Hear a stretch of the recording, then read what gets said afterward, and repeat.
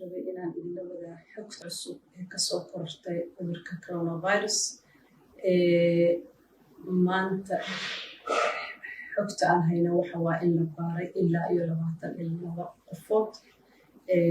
22daas qofoodna 20 waxay noqotay positive oo waxaa ku dhacay cudurkii ay la kulmeen. 20kaas 3 way geeriyootay shalay isbitaalada kala duwan ku dhintay. Ilaahay ha u naxariisto. Tirada guud ee wadanka inta xaaladood ee ka jirta waa 80.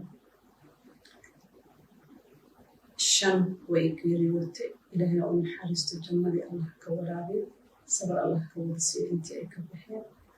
2 way buskuutay, waa caafimaad taam Ilaahay siiyo. waxaan ku boorinaynaa ummadda Soomaaliyeed, bulshooyinka Soomaaliyeed inay taxadar ka badiyaan, inay u feejignoodaan, inay dhageystaan fariimaha caafimaadka ee wasaaradda caafimaadka iyo bahweynta caafimaadka guud ahaan ay fidinayso. Wacyigelinta in lagu dadaalo, in la dhageysto waxyaalaha lagu xakameyn karo cudurka inuu fido. Cudurka bulshada ayuu ka dhex dilaacay.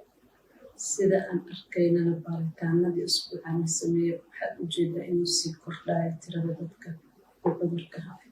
Waxaan ka codsanayaa bulshada weyn inay taxadaraan, in laga ilaaliyo dadka waaweyn ee cudurrada dheer chronic ah qabo, in si gooni ah loo xanaaneeyo, in carruurta guryaha lagu celiyo, in nadaafadda iyo gacmaha iska dhaqidda ilaa iyo ugu yaraan 20 second lagu booriyo cid kasta oo ka mid ah bulshada. In haddii ay barnaamijda aadayaan basaska iyo raacayaan ay qaataan maskarada sanka iyo afka lagu xirto, in gacmaha si fiican la isaga dhaqo. wax allaala wixii lagu xakameyn karo cudurka walaalayaal waa inaan ku foojignaanaa, inaan ku dadaalnaa, inaan kala fogaanshaha ku dadaalnaa, in bixidda badan ee aan markaas dan weyn oo khaas u jirin oo degdeg ah in laga gaabsado, in la dadaalo. Ilaahay dadaalkuna faray, cudurkana wuxuu ku fiican yahay in la xakameeyo, in laga hortago.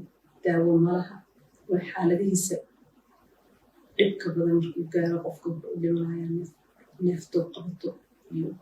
Marka waxaan Ilaahay ka rajeynaynaa inuu naga yareeyo, naga koriyo dhibkiisa, in bulshadeena badbaado, aan gacmaha iswada qabsano, aan ka wada shaqayno, ka wada fikirno sidii cudurkaas aan uga hortagayno.